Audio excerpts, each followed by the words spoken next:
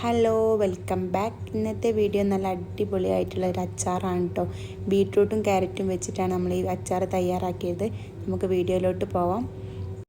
നമുക്കൊരു പാൻ ചൂടാക്കി അതിലേക്ക് എണ്ണ ഒഴിച്ചു കൊടുക്കാം. എണ്ണ ചൂടായിട്ട് വരുമ്പോൾ നമുക്കതിലേക്ക് വെളുത്തുള്ളിയും ഇഞ്ചിയും കൂടി ചേർത്തെടുക്കാം.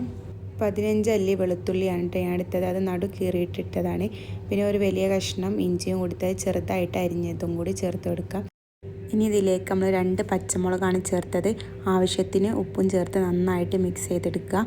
ഞാനിവിടെ 3 ബീട്രൂട്ടും 5 ക്യാരറ്റുമാണ് എടുത്തത്. ഇനി നമുക്കിത് ഇതിലേക്ക് ചേർത്ത് കൊടുക്കാം.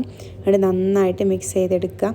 ആരെങ്കിലും എൻ്റെ ചാനൽ ആദ്യമായിട്ട് കാണുന്നവരാണെങ്കിൽ ഒന്ന് സബ്സ്ക്രൈബ് ചെയ്ത് സപ്പോർട്ട് ചെയ്യുക. നമുക്കതിലേക്ക് കുറച്ച് കരിവേപ്പിൻ്റെ എല്ലാം കൂടി ചേർത്ത് കൊടുക്കാം. നമുക്ക് എത്ര വേണമെങ്കിലും ചേർത്ത് കൊടുക്കാം കേട്ടോ.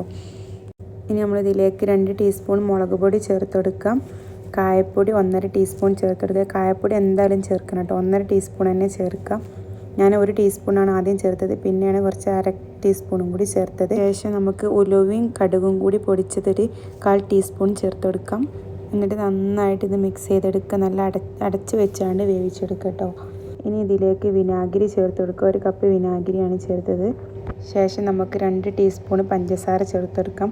പഞ്ചസാര എന്തായാലും മസ്റ്റായിട്ട് നമ്മൾ ചേർക്കണം കേട്ടോ. നല്ല ടേസ്റ്റാണ്. ഇനി ഇതിലേക്ക് നമ്മൾ 1 കപ്പ് ചെറു ചൂടുവെള്ളമാണ് ചേർത്തെടുക്കുന്നത്. എന്നിട്ട് നന്നായിട്ട് മിക്സ് ചെയ്തെടുക്കാം. ഇത് നല്ല അടിപൊളിയായിട്ടുള്ള അച്ചാർ ഇവിടെ റെഡി ആയിട്ടുണ്ട്. നല്ല ടേസ്റ്റാണ് കേട്ടോ. എല്ലാവരും ഒന്ന് ട്രൈ ചെയ്ത് നോക്കണം. ഫീഡ്ബാക്ക് അറിയിക്കണം. താങ്ക്